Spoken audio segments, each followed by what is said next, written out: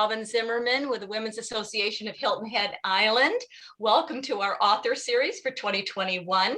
Kristen Harmel is our featured speaker, our featured author. She just came out with a new book. It's called The Forest of Vanishing Stars. It's absolutely amazing. I just finished it on Monday. Janet Porter is joining me, my colleague. Hey, Janet, how are you? I'm good. It's good to see you, Robin. I know you're up in North Carolina. I am. My husband and I have been up here for going on 4 weeks. We did come back for a short little stint. I had to do some work, but we are leaving officially on Saturday to get back to Hilton Head. But it's been so cool up here. No, that's probably felt great. It's been wonderful. We've been in Cashiers, North Carolina, Western North Carolina. We rented a cottage so you could kind of see the pine paneling in the background. So it's been delightful. We've had friends up. I have my friend Carol Ann Bostic with me again. She's an avid reader. This is the second time she's been with me during one of these webinars. So it's good. How have you been? I've been good. You know, I had a knee replacement, so I'm still on that. I'm still on that recovery journey. But I was obsessed with the Olympics for 2 weeks. So now that the Olympics are over, now I'm back in civilization. I know. But we have a lot of questions we want to ask the audience today. So do we want to go ahead and get started? We do. Let's. We love to do the polling because that gets you all involved. And we're waiting for everybody to come and sign in. And we'll start, of course, promptly at 5 o'clock with our webinar. But our first question today in our poll, ladies, and you can go to the icon at the bottom of your laptop or your iPad at the top and click on. No, actually, you'll be clicking on the poll itself. Is, have you had company in the last few months? So let's look at the answers that you can select, all of the various options. So the first option is no. Second option is yes, just a few people. And the third option is yes, lots of people. So I'm going to say yes, lots of people. But we, again, have been up here in the mountains. My daughter was here. Another daughter was here. Our friends, another couple came up and visited. What about you, Janet? Have you had a lot of company? Well, in terms of staying with us, we've had family members stay with us, and we've had family members stay down at Coligny. So I would be under the yes, just a few people category. So I wouldn't be under the lots of people category. But we have a trip upcoming to Minnesota that I think we're going to cancel because of the Delta variant. So I think a lot of people are struggling with. So let me tell you what the response is. I'm going to get the poll now. And the response is one person said no, and everyone else, so 92% said yes, they had just a few people. No one said lots of people. So I think people have been open to having visitors, but have been cautious, Yes, it's such a complicated time. And I know that you're on the board of the hospital, and it's, we're getting more COVID cases into the hospitals, and it's been difficult. A lot of decisions. We're still trying to figure out what to do with events and upcoming, just upcoming things that we're planning to do. Yeah. So fortunately, I will say, Robin, and you work with the hospital too, and I'm on the board. We've been lucky that the hospital has been so incredibly well prepared. Yes. And, I have had such confidence in the way Hilton Head has managed, even, before we were starting getting patients. Yes. But we're not at the peak where we were, last year during the peak. But the numbers are going up, and it's mostly people with the Delta variant. Yes. So, and people that are unvaccinated. So this is, our opportunity to remind everyone to get vaccinated if you have not been vaccinated. There's still time. And if you don't want to do it for yourself, do it for our children. Let's go on to our next question. We, again, will start promptly at 5 o'clock with our webinar. And of course, Kristen Harmel is our featured author. Our next question, though, is when you've had company, particularly Hilton Head, what does your company like to do? Of course, it depends on if they're adults or children. So let's look at our options. And you can select, do they like to play golf? Do they like to go to the pool, the beach? So golf or tennis, pool, beach, going to Savannah. What about a dolphin tour or other? Maybe it's just ride a bike. Or, as you know, Nancy Fish is the executive director of the Sandbox, which is a phenomenal a location for kids to go and have fun and play games, and very educational, but just lots of fun there at the Celebration, Low Country Celebration Park. So Nancy, she just moved into her new location, so we're excited to share that with everybody. But what are people saying, Janet? Well, I think if we were all going to guess, we would have thought that going to the beach or the pool was the most popular answer. I know I've had great nieces and granddaughter here, and you can't get them out of the pool. They're not used to that where they live, and so that's fabulous. So that's about 70%. 20% said going to Savannah. Actually, that was the second most popular answer, and then golf and tennis. Nobody picked dolphin tours. I always picture people doing dolphin tours. I'd love the other people who said other. If you can go down to your toolbar and see chat and chat in, and let us know what other places you do, because you might give us all. We're always looking for tips as to what to do with company, right? I mean, God knows we love that. So please chat in, and we'll share those answers. I'll share that my sister, I haven't seen her in 2 years. She's coming on Sunday, and she is going to take her kids and my son, who's coming to visit, on horseback riding. I guess at Sea Pines, you can go on a horseback ride like at 7 a.m. in the morning or whatever. So I'm excited for that. That will be fun. And so going to eat, some people are saying the beach, of course, the beach club. So just lots of the Gullah tour, also another great thing to do. Just lots to do in Hilton Head, and the Defusky Island, of course. So let's move on to our last question, Janet, on our poll. And that is, do you have a trip planned in the next few months? Are you going anywhere? Have you been on a trip, in the last 6 months, or do you have a trip scheduled for the next 3 months? So our choices are no. Second choice is yes, have traveled in the last 6 months, but no trip scheduled for the future. Yes, have not traveled in the last 6 months, but do have a trip scheduled. And yes, have traveled in the last 6 months and have another trip planned. So lots of options there, ladies. You can go ahead and just select your choice, and Janet will give us the results as we prepare to meet Kristen Harmel at 5 o'clock. Sure. For anybody who's new to us in terms of polling, all you have to do is move your cursor up to the answer on the screen and click on that, and I'll give you another 10 seconds to do that. So I think we're all done with all those answers. So the surprising answer to me, I would not have expected this, is the most popular answer. Yes, they've traveled in the last 6 months and they have trips scheduled in the next 3 months. So that's the most popular answer with about 40%. And the second most popular answer is no.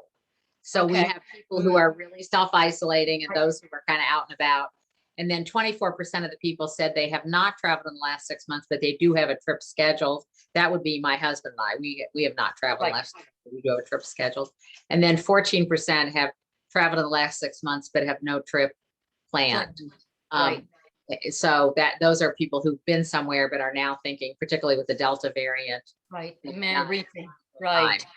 So very good. We want to remind everyone that, again, that chat icon, you can click on that, and we'd love to know your book recommendations, a book that you've just read, or a book that you want to recommend that you haven't read, that a friend of yours has read. So any recommendations you have of whether it be historical fiction, nonfiction. Of course, our polling has told us that our viewers love historical fiction. And of course, that's what we have today, is an historical novel. And so if you have any recommendations for a book that you've already read or want to read, just go ahead and click on that chat icon and let us know. So Janet, what are you reading these days? Well, I just finished reading Chris Bohjalian's book, The Hour of the Witch, which I thought was really fabulous. I love Chris Bohjalian as an author. And I'm now reading, I think it's The Women of Chateau Lafayette or something like that. One of my many book groups is reading. So I've read a lot of good things, but I have to say, we're going to be talking to Kristen in a minute. And The Forest of Vanishing Stars is a book that sticks with you. I read it 3 or 4, weeks ago when it first came out. And I've just been surprised at how real and how much it's really stuck with me. And some books do that. They're out of the ordinary for what you normally read, like The Hour of the Witch, which is about witches in early New England history in the United States in the 1600s and 1700s. Sometimes it's the setting and the character, but sometimes it's just that it touches you in a way. And I'm excited to talk to Kristen Harmel about this book because I've read many of her other books. She's been with us before, but this book is a departure from. She's done a lot of history of World War II, but this book takes place in Poland and is different, which we'll talk about more about that in a minute, as you know, Robin. So I know you love the book also. I love the book, and I know you're going to talk with her about the research that she did for this book, because it takes place in the forest in World War II in Poland, and how the Jews survived with eating of the berries and the plants and the animals and the fish. It was so unique and different. That's what I loved about it. So I cannot wait for you to interview her. And I think it's almost time. Is it 5 o'clock yet? Let's see. We've got 1 more minute. But I just hope that everyone does get the book, The Forest of Vanishing Stars, and reads it. It is also sad in a lot of ways. It makes me upset about what happened during World War II with the Nazis and the Germans. But her characters are developed so beautifully. Well, you know what else is, it's amazing when you read a book like that, it makes you think, we think right now what we're going through is so bad in terms of COVID. Exactly. And it actually, I think, is a real tribute to resourcefulness of people. And it makes you feel like what we've gone through is nothing. In the last, year and a half compared to what a lot of people managed to survive. So we'll talk more about that with Kristen in just a few minutes. So it was good to see you, Robin, and I'll see you again in a few minutes. Okay, thank you, Janet. Well, welcome everyone. It is 5 o'clock. Welcome to the 2021 author series presented to you by the Women's Association of Hilton Head Island. We have been doing this month after month since May of last year. You are in for a treat. Kristen Harmel is our featured author. She's written many books on World War II, but this one is very different and very powerful. It is called The Forest of Vanishing Stars, and she wrote it. I'm going to hold it up here. There we go. She wrote it during COVID in 2020. We have talked with her before. The Book of Lost Names, another novel written during World War II. So we're very, very excited to introduce her in just a moment. But before we do, I'm Robin Zimmerman. I'll moderate, but of course, Janet Porter will be doing the interview. We do want to remind you, this is a webinar. This is not a meeting, which means you can see us, but we cannot see you. But we still want you to be involved. And to do that, you have that chat icon on your laptop. It's at the bottom, or if you have an iPad, it's at the top. You just click on the chat button, ask any questions of the author. If you're having some technical difficulties, Nancy Fish, who is our guru with all of our technical issues, she is, of course, the communications team leader, chairman. So if you have any questions, just use that chat button. We wanted to remind you of that. And so again, welcome, ladies, to our author series for 2021 with Kristen Harmel. I'd like to bring in Janet Porter now, who is our esteemed interviewer through all of these author series. I don't remember, is this like 12, 13? I don't remember how many we've done, but I think we're more like 14 or 15. Okay. We've been active. We have been very active. Janet, it's good to see you again, and I'm really anxious to hear the interview and hear more about her characterization, her research, and really her development of this particular novel. So I'm going to go ahead and sign off, and I'm going to turn everything over to you. I'll see you in a few minutes. Thank you, Robin. Okay, bye, Janet. For those of you who are attending today, I'm probably introducing you to an author who needs no introduction. Some of you will recall that Kristen joined us last year to discuss her last book, which was called The Book of Last Names. And I was at my book group yesterday and was talking to some of the loyal followers from my book group at the South Carolina Yacht Club. And, they were saying they couldn't wait to see her again because the reaction of our book group to the Book of Lost Names was that we couldn't wait for her next book. Well, here it is. And I was really excited like 3 or 4 weeks ago, those of you who read People Magazine, to see that People Magazine, this was one of the featured books of when it was released.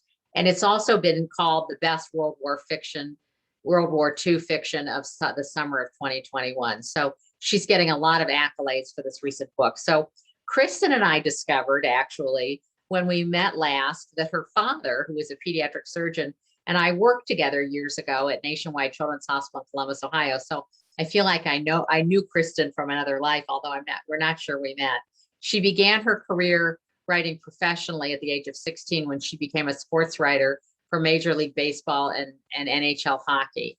After she wrote for People Magazine for 10 years and interviewed incredible people, and we could do hours of interviewing on all the people she met and what she thought. She wrote her first novel, which was called How to Sleep with a Movie Star. And now here we are 12 novels later. So she's clearly found her calling.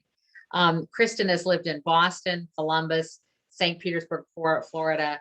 After graduating from the University of Florida with a degree in journalism, she also spent time in Paris and Los Angeles. So she's really been around, but she now lives in Orlando with her husband and her young son, who she said is just entering school, and there's already a COVID case. So I would like to welcome Kristen today to our webinar. Hi. It's so good to see you again. You too. Thank you so much for having me back. It's good to see you again too. Well, you know, Kristen, you were one of our early speakers, and I remember. we haven't been in touch since then, but we've met every month and had incredible speakers and incredible attendance. But what have you been doing during COVID? I mean, fill us in on Oh what my life has been like gosh. for you. Oh, it's just been crazy. And I thought we were returning to some sense of normalcy because my 5-year-old just started kindergarten this week. But as you mentioned, now there's a COVID case at his school. So the world's going to continue to be upside down, right? Like we all thought we were moving in the right direction, and look where we are. So yeah, so it's been crazy. I've been working on this book. I'm working on my next book. I've been very, very busy with Friends in Fiction, which I know we'll talk about later, but that's the group that I founded with 4 other authors last March at the very beginning of the pandemic. So about a year and a half ago. It's just been a really busy time, but all good. Who knows? It's been crazy. Everything's been upside down, but you just keep moving forward, right? You know, though, Kristen, I think all of us, many of the women in Wahi are retired, although not exclusively, but most of us don't have young children. And I think our hearts have all gone out to the women who have young children Yeah. and are working full time and trying to balance that. And especially if you've got multiple kids, you know. Well, absolutely. I mean, I've been so lucky. I've continued to work, but at least I work from home. So, I'm Yeah, able to stagger my hours and kind of work around him, which I realize how lucky I am to be able to do that. My heart also goes out to people who have to leave the house to work and have to balance parenthood with that. It's just been a difficult time, I think, for all of us, you know? yeah.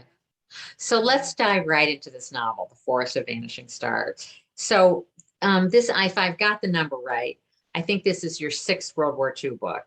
I So think you, so. Yeah. yeah. And the first five took place mostly in France. I mean, Yep. seems to be, well, we've talked before about how you love France and, Yes. lived in Paris.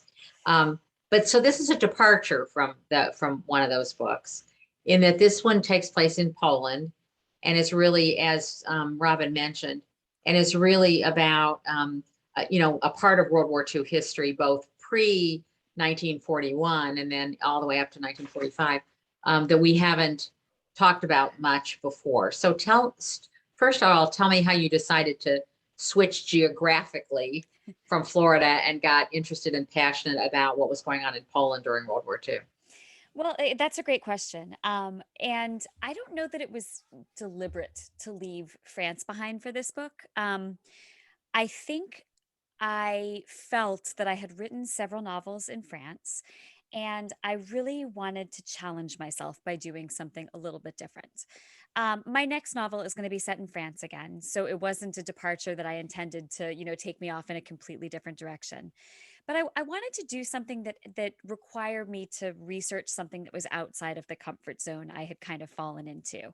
And by comfort zone, I don't mean that I was, resting on my laurels or whatever. I think I just mean, I kind of know the ins and outs of what went on in France during World War II. And I feel like there were so many other stories to tell surrounding the war, and I wanted to tell one of them. And to me, one of the interesting things about writing World War II and reading World War II, I'm an avid reader of World War II novels also, is that there are so many stories that we don't know yet or that we don't yet know well. And I felt like this was one of the stories. This is a novel set in the wilderness of Poland, as you say, and it revolves around Jewish refugees who fled into the forests to escape the Germans. That's something that we might have all heard a little bit about. There was a 2008 movie called Defiance, starring Daniel Craig, that was based on the true story of the Bielski brothers, which were a group of brothers who founded basically a society within the woods that swelled in size to 1,200 people by the end of the war. So I was vaguely aware of that, but I had never read about them in a novel. I'd read books about them, I had seen the movie, but it just felt like a story that was worth telling. Um, but as for what drew me specifically to Poland, specifically that story, I can't exactly put a finger on. It just felt like the right story at the right time. And I'm not a very outdoorsy person. I mean, and I shouldn't say that. I love going to the beach. I love walking around our neighborhood. I'm just not a big wilderness person. And so to take on the challenge of writing about survival in the wilderness in a book in which the forest itself is kind of a character, that was a challenge. And I appreciated the way that that challenge, I think, made me grow as a writer and a storyteller because it forced me to do something a little bit different. Right. So we're going to talk about the research that you did Sure. to figure out how those people survived. But I know also that I believe you were like halfway into writing the book when you happened to actually meet and interview Aaron Bielski. Yes. So it's really interesting the way this is kind of all connected. I thought I was telling this story that I had no connection to. I mean, I'm here in Florida and I'm writing this story that took place 80 years ago in Eastern Poland and in an area that's actually now Belarus. So, what are the odds that the number one person who I really needed to talk to lived just a couple hours from me in Florida?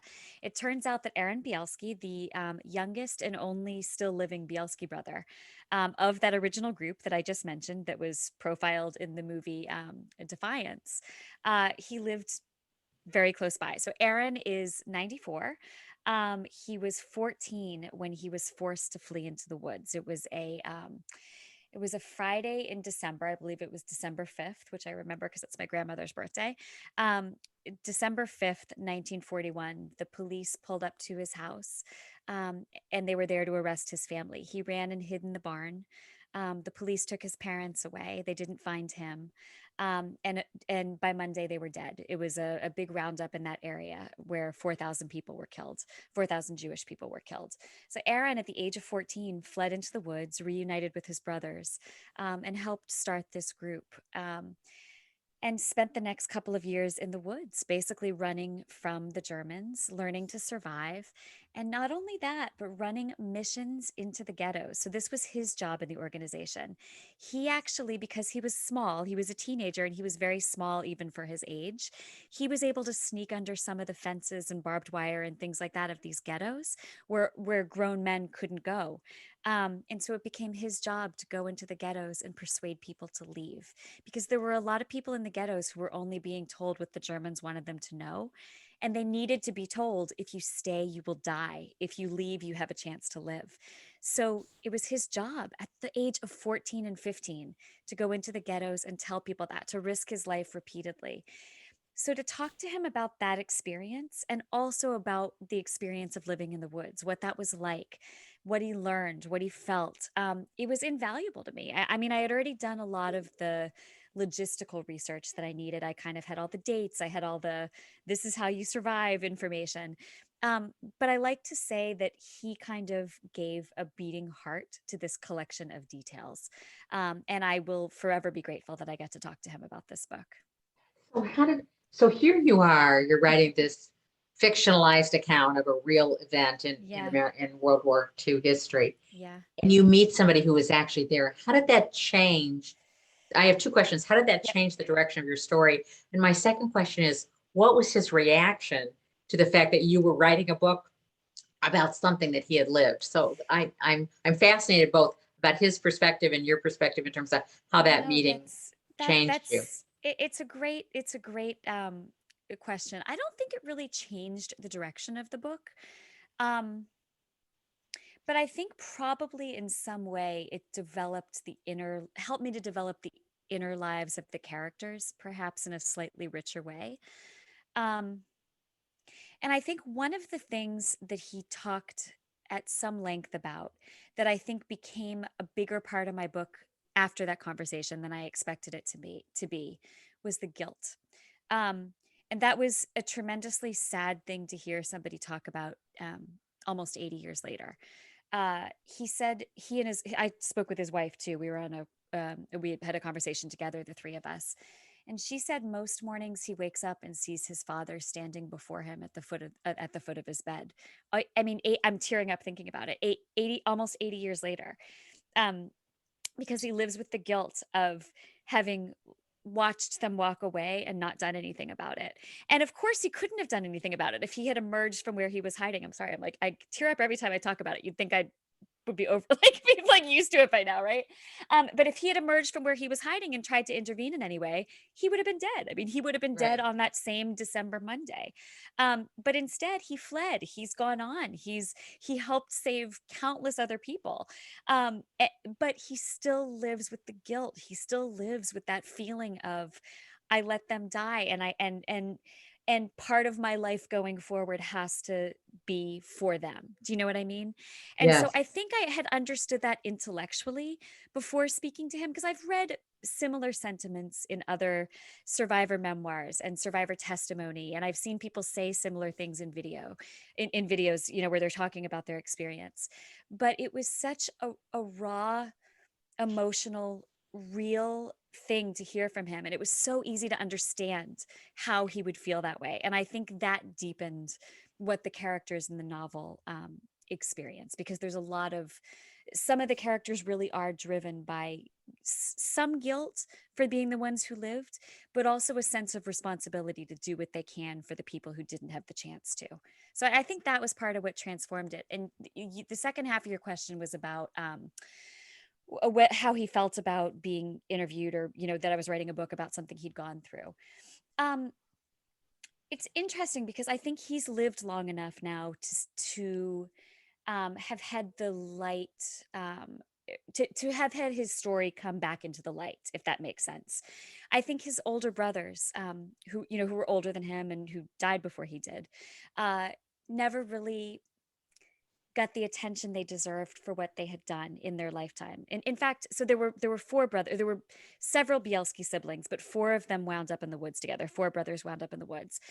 They all four walked out of the woods at the end of the war, but one of them died actually before the end of the war. He was drafted into the Red Army, and so he died just a couple months after Poland was liberated. The other three brothers ended up moving to Israel and then to the United States. But the two older brothers, Tuvia and oh gosh, I can't remember whether it was Zeus or Azael who survived, but they died years ago, before we really all knew the story of Defiance, before they were honored for this heroism. But I think Aaron, being the only surviving brother, has now spent the last probably 15 years being asked to speak repeatedly about this, as their story has kind of come back into to public knowledge, especially with the movie Defiance. I think that kind of reignited this interest in it. And so I think that for him, talking to me was just kind of normal. Like, he's probably told this story a Yeah. bunch of times, but you really have to, gosh, commend somebody who's 94 and who went through something so traumatic and still looks at it as a responsibility to keep sharing that story so that we don't forget. I mean, I think that in and of itself is really moving. It just the fact that he's, that he still looks at it as a responsibility to share that time of his life with the world, Yeah. even though it's difficult. Yeah. You know, two things that you said I want to relate to what we're going through now with Yeah. COVID. Yeah. One is I'm a hospital administrator and I do a lot of work with nurses. And one of the Yeah. major issues going on with nurses right now is the guilt they feel. And here we all think, why would they feel guilty? They're so heroic. And yet they haven't been in the room when their patients died. The patients have died alone because of restrictions, on hospital visiting. And Heartbreaking. they feel, the major issue in nursing right now in the burnout is really the guilt people feel and not being able to do more, not being able to do their job at the level that they want. And here, instead of thinking that they should feel heroic, they don't Yes. feel heroic. So that's my first thing that I think is I was really Yeah. relating to when you were talking about Aaron. Yeah. And then the other thing is, I know I have a quote that I was very touched by, that you Yeah. quoted Aaron in your afterword, about saying sorrow teaches a person how to live, how to Yep. survive, what to do next. While not Yeah. the magnitude of the Holocaust, I just found that quote rang true for so many of us as we go Yes. through COVID, with so many facing, the loss of loved ones Yeah. and careers and their health and all of that, that sorrow teaches a person how to live, how to survive, what to do next. It's such a powerful quote for us right now, 80 years later. Yes, it really is. The other thing he said in our talk that was kind of similar to that was hardship teaches us life. And I think that that is true too. And it also is something very applicable to this last year and a half that we've gone through and we're still going through. And you're right. There's certainly no comparison between what we're going through now and the Holocaust, obviously. Um, but it's another dark period in our modern history. It's another It is. period where we feel helpful or helpless, where we're basically fighting an enemy that we don't have all the tools to stop, right? And eh, I mean, I think it kind of goes back to that idea of what doesn't kill us or what doesn't break us makes us stronger. And that was something that I think he experienced to an enormous degree, as did, I think, most of the people who went through the Holocaust and emerged alive. Um, it's something worth bearing in mind and something worth, I think, thinking about, especially, I mean, now with this Delta variant, as things seem to be taking not quite the turn we want them to take. I think it's helpful to remember that there is going to be another, like, we will eventually get to the other side of this and we will be stronger as people and hopefully as a nation and as a world because of what we've gone through. Just as people were, I think, um, 80 years ago. But man, you have to make it through the fire though before you can get to that other side, don't you? Yes. Well, I want to clarify for the audience that this book is not about the Bielski brothers. Right. That Yes. that Thank you. that Yep. you've written a fictionalized account Yep. involving a time in history, but you've got to talk to somebody. It's like, writing about, a plane crash or something, and you're Right. not writing about the character that survived, but Yep. when you get to meet that person, it's enriching. And I Yes. know that you said that some of your father's family you discovered actually Yeah. hailed from Poland and from the area near where the setting takes place of the forest in Poland. So did you know that when you started the book? I didn't, which is interesting because you asked me earlier what made me leave France and write about Poland. And I other than just being interested in this story and in the incredible, inspiring story of survival, I don't have a good answer. I mean, what makes you leave behind this comfort zone of France where I've lived, where my father's family also hails from on his mother's side, and go to Poland where I don't know anything, like where I don't know anything about the history there, where I really had to start from scratch. But I just felt so drawn to do that. And I was about midway through writing the book when my little brother shared our ancestry.com family tree, which I should clarify, he had shared it with me in the past, but I hadn't really looked that much into my dad's side because he had shared it with me in the context of something having to do with my mother's side of the family. So I had looked all through, her Irish ancestors and, what towns we had come from and, everything having to do with the Sullivan Irish side of my family. But I just hadn't really gone that far down my dad's side of the family tree. But when my brother reshared it last summer, I thought, like, well, gosh, I wonder, because my dad's side of the family is three-quarters Jewish, and I thought, I wonder if they had any connection to anything that I've been writing about. And yeah, it turned out that the Jewish side of his family um, came from Poland, in an area not that far away from where I was writing about. And in fact, I could see on old records, because ancestry.com is so cool. Like you can pull up all sorts of different things that were part of records at some point in time. I could see that my great great grandmother, Rosie Harmel, so the Harmels, the Polish Harmels, were the ones who brought over the family name about 50 years before World War II, just before the turn of the last century. And I could see that Rosie Harmel, my great great grandmother, went back to Europe for a trip in 1933. So she was 69 years old. She still spoke Yiddish as her primary language. You could tell that from the census documents. She went back in 1933, 69 years old, on an ocean liner called the SS Ile-de-France. So that had to have been a relatively difficult crossing, right? I mean, I, it's not like today where you just hop on a jet and you wind up there. So I can only imagine she must have been going back to family. I don't think you take a in Mhm. 1933, I don't think you would have hopped on a boat at 69 and just gone over for a pleasure cruise. Like that's just not, that wasn't a thing, right? So I think she was going back to see family in 1933. So she returned to the United States in October of that year. And then obviously just 6 years later, less than 6 years later, um, the Germans had invaded her homeland and everyone she had left behind was in peril. So Poland is the country where more Jewish people were murdered than anywhere else in Europe. I don't remember the number the statistic off the top of my head. It was between 90 and 95% of the Jewish population of Poland was murdered during the war. And those were the people she left behind, people who were the Jewish population of Poland. And so she died in 1941. She must have died knowing what was happening to these loved ones she still had there. Um, and it's interesting because part of this novel is about identity. It's the main character, Yona, is really asking herself, what makes me who I am? Because Mhm. Yona in the novel is born to German parents, and her father, we know from the very beginning, is an ardent follower of Hitler. He's a Nazi. So she was born to German parents, but she's kidnapped when she's 2 and raised in the woods by this woman who comes from a long tradition of Jewish women.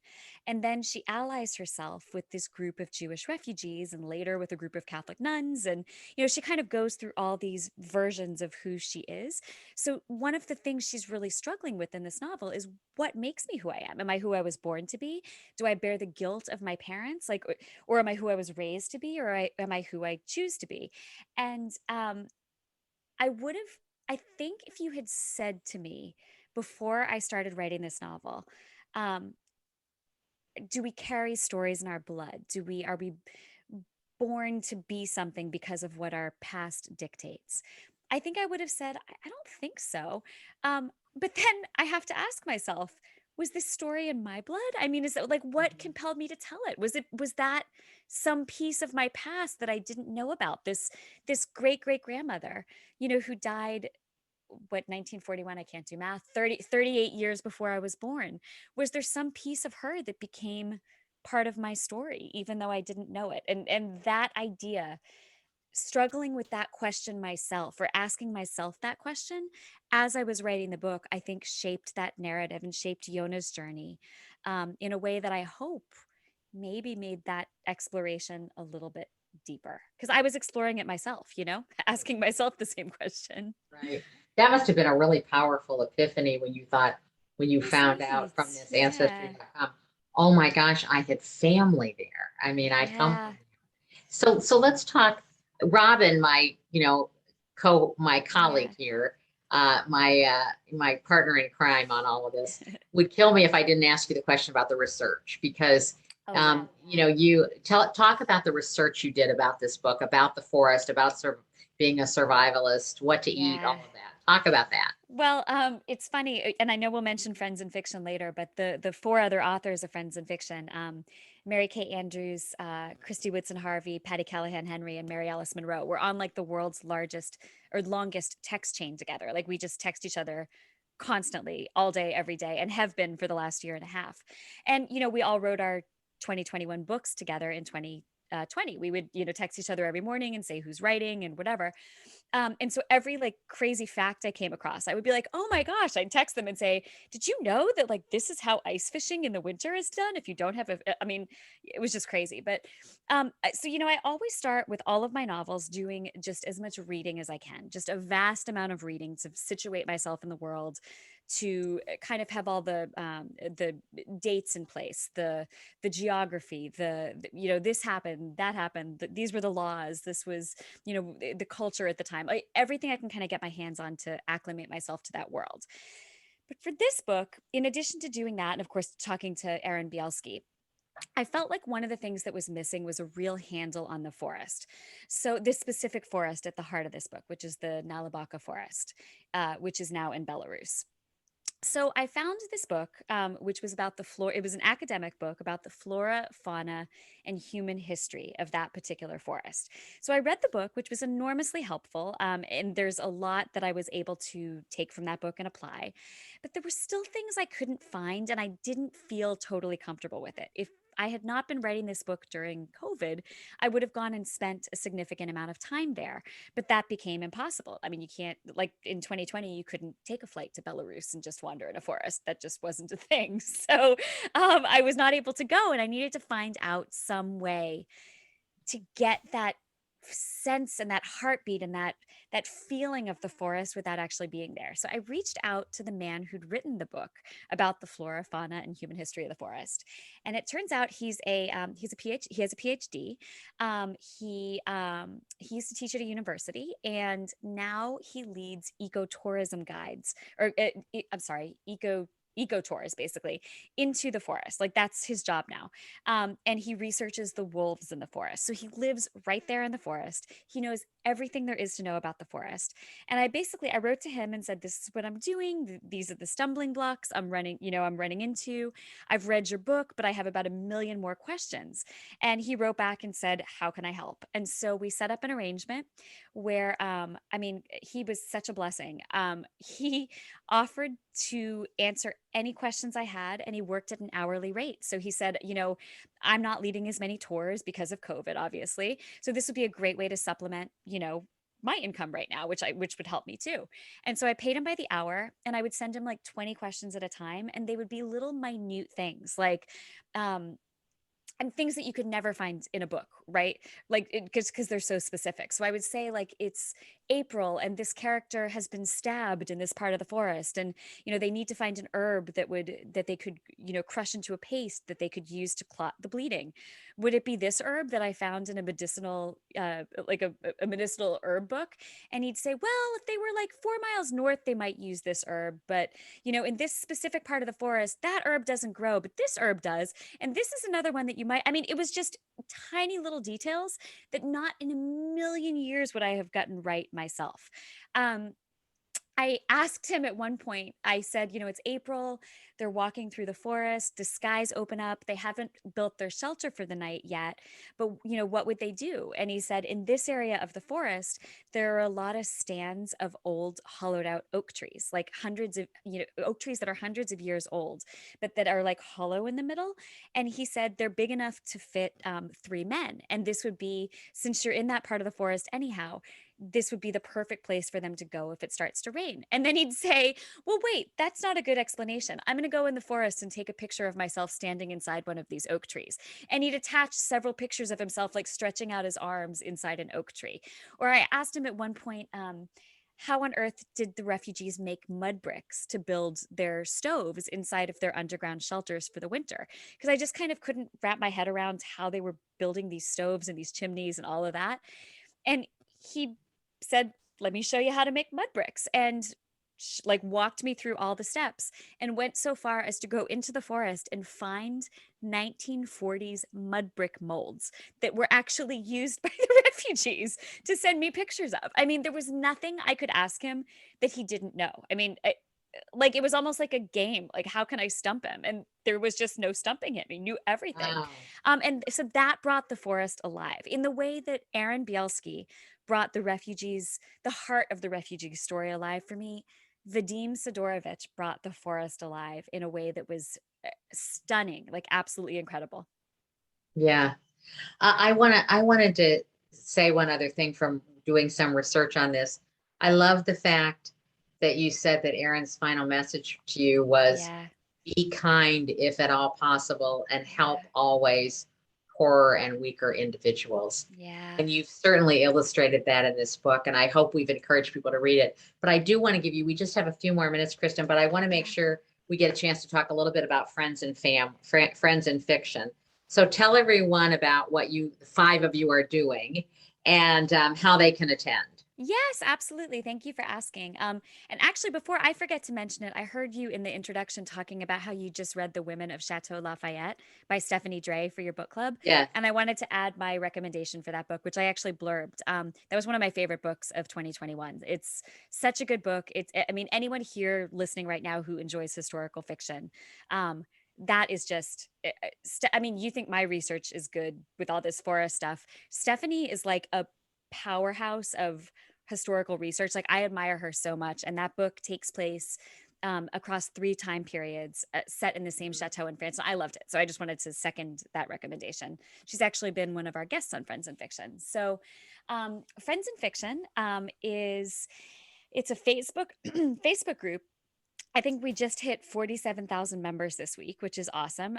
We just started we had our first episode in April of 2020, but we actually founded it in March of 2020. Basically, as a response to the fact that all 5 of us, and I mentioned the authors before, it's me, Mary Kay Andrews, Christy Woodson Harvey, Patty Callahan Henry, and Mary Alice Monroe. All 5 of us had books that were coming out in the first half of 2021 or 2020, and all of us had our book tours very quickly canceled when COVID hit in March of 2020. So we were kind of spinning, trying to figure out what to do, and we thought, okay, we're going to put on this Facebook Live show. Maybe 100 people will show up. We'll do it for 7 weeks. We can use it as a way to kind of shine light on independent booksellers who are obviously going to be hurting because authors are no longer touring, and a lot of them had to close and all of that. We thought like this can lend some support to them. Remind people why to support local businesses. And we'll just talk amongst ourselves and do it for 7 weeks, and it'll be fun. We thought we'll end it by the end of May, because obviously by May things will be back to normal. So spoiler alert, by the end of May 2020, things were not back to normal, as we all now know. And by that point, we were having so much fun. We said, all right, let's keep it going and let's start inviting our author friends. So it's a Facebook group. And we also do a live Wednesday night show. We, I think, just did our 85th episode. So we've been doing this every Wednesday night for a year and a half now.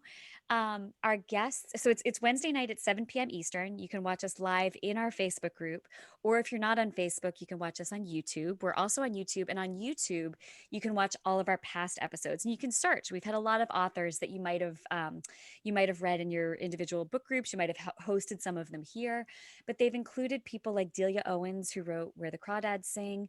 We had Taylor Jenkins Reid last night. She wrote Malibu Rising and Daisy Jones and the Six, which were 2 huge books this year and last year. We had Chris Bojalian, who I know you mentioned earlier. He was fantastic. Oh my gosh, we've had so many other fun ones. We had Paula McLean recently. We had Jodi Picoult. We had Lisa C. We had Britt Bennett. We had William Kent Kruger. Like, we've just had so much fun. Next week, I'm so excited. We are doing a special episode about debut novelists. And our headline debut novelist is Lou Diamond Phillips, from La Oh, Bamba yes. Oh, and yes. Young Guns, because he wrote a novel that was a debut novel. So yeah, we're having him on next week. So it's been great fun. And if you like reading, it's just a really fun place to be, because we do the Wednesday night show and you get this kind of rare behind the scenes look of authors interviewing other authors, which is kind of fun. But during the week, everyone just interacts on the page and talks about the books they're loving and book recommendations and all of that. And that includes the 5 founding authors. We all interact on the page too. So long story short, you can find Friends and Fiction on Facebook or on YouTube. And I hope you will join us. And I see Bobby is asking, repeat the name of the book and author that Janet just read. And it's The Women of Chateau Lafayette by Stephanie Dre. I think that was D-R-A-Y. Yep. D-R-A-Y. Stephanie Dre Yeah. is the name. So I'll chat that in too in just a minute. So I can put that in. Nancy's just chatted in more Thank about you, you can Nancy. find Friends and Fiction on Facebook or on YouTube. So I've participated live a couple weeks ago and found it very entertaining. So I know all of our avid readers will want to follow up. So Kristen, I can't thank you enough for joining us today. We're so happy for you with your success with this book, The Forest of Vanishing Stars. And we hope we've encouraged people to read the book. So thank you for joining us again. Well, thank you for having me. And hopefully next year we'll be in a better position and I can join you in person. Wouldn't that be fun? That would be great. We'd love to do that. Here's the book once again. Thanks, Robin. All right. Thanks, everybody. Thanks for having me. So thank you, Kristen. Thank you, Janet. Robin, I'm going to turn it back over to you and hope to see you next month. Yes, thank you, Janet. Outstanding job again. The book was certainly a story of resilience, which is a theme for Wahi this coming year, and survivorship. Very powerful. I loved every minute of it. And Yona, the main character, was very complicated, but was sensitive and loving, and faith also was a very important component in the book and their survivorship. So with that, I'd like to now bring in our esteemed leader, Betty Hamilton. She is, of course, the new president of WAHI, Women's Association of Hilton Head Island. We have a lot going on coming up going on now and in the future. So Betty, good to see you, and take it away. Thank you, Janet. And what a special privilege to be able to spend this time with Kristen this afternoon. I just finished reading the book and it was so compelling. And I have to say, I don't think I'll ever be a fan of a plant-based diet after reading it, but a very compelling story, kind of a surprise ending, but thoroughly enjoyed it. So be sure you all, if you haven't purchased the book yet or have it on your Kindle, go right out and get it. I just want to mention a couple of things that are going on or coming up in the next few weeks. Just a reminder, August 15th is the deadline for renewing your membership if you want to be sure that your name and contact information will be printed in the WAHI directory. You can still renew after that, but we always like to have people in on time to be in the directory, because invariably throughout the year, there will be other members who want to get in touch with you and reach out to you. So that's important. The other thing, as you're doing your renewal, you can also sign up for interest groups. There will be another opportunity to do some of that at our September luncheon coming up. The registration is open right now for the September 23rd luncheon, which will be held at the Honeyhorn Pavilion at the Coastal Discovery Museum. We have a great speaker, Dr. Debbie Lines, who many of you know. We have a great buffet menu, and it's just going to be a good day to reconnect with your friends that you haven't seen for a while. Some other things that are coming up in the neighborhoods, like in Sea Pines or Palmetto Dunes or wherever you're living. Check the events section of the website, because a lot of us neighborhoods are planning and holding meet and greet events that are just to help you engage more fully with people maybe you don't know in your own neighborhood. There's one coming up in Sea Pines, September 15th. And you can go to the events section of the website and you can actually sign up for that. Palmetto Dunes is having one on September 21st. Now, these meet and greets, the small ones in neighborhoods, are limited attendance to people who live in those neighborhoods. Not the same thing as the meet and greets that WAHI does, has been doing on Zoom. September 28th, yes, September 28th, our chef series kicks off with a low country boil and oyster bar at the Oyster Factory on Marshland Road. And that should be a really fun evening. So if you don't enjoy oysters, there's other food available on the Low Country Boil. So we would be happy to see you out for that. I do want to mention, I did mention that the luncheon sign up is open. The registration is open, but I will tell you, it is filling up very fast. So be sure you check that out. And just remember to go read your Wednesday pink paper newsletter e-blast for the latest and greatest news. And be sure you're checking the events section of the website for things that are coming up that may not be in the e-blast, but all of the events are mentioned in under that section of the website. So anyway, looking forward to the next author series, and I'll have some more updates at that time. Back to you, Robin. Thank you so much, Betty, and thank you for your leadership. And that winds us up for this author series with Kristen Harmel. Again, The Forest of Vanishing Stars, available now, just came out a few weeks ago. Our next session will be on September the 9th. And it's Susan Cushman, and she wrote the book John and Mary Margaret. We do want to remind you that we do record all of our video sessions, all of our sessions on video, and you can look at those on our website. We want to thank our entire team, Janet, Nancy Fish, and Betty, and Bobby Helbig now has joined us. She's part of the team to help find authors. So if you have an author to recommend for our author series presented to you by Wahi, just let Bobby or Janet know. With that, I'm going to sign off, and thank you so much for joining us for this powerful interview. Thank you so much, and we'll see you next month. Bye, everybody.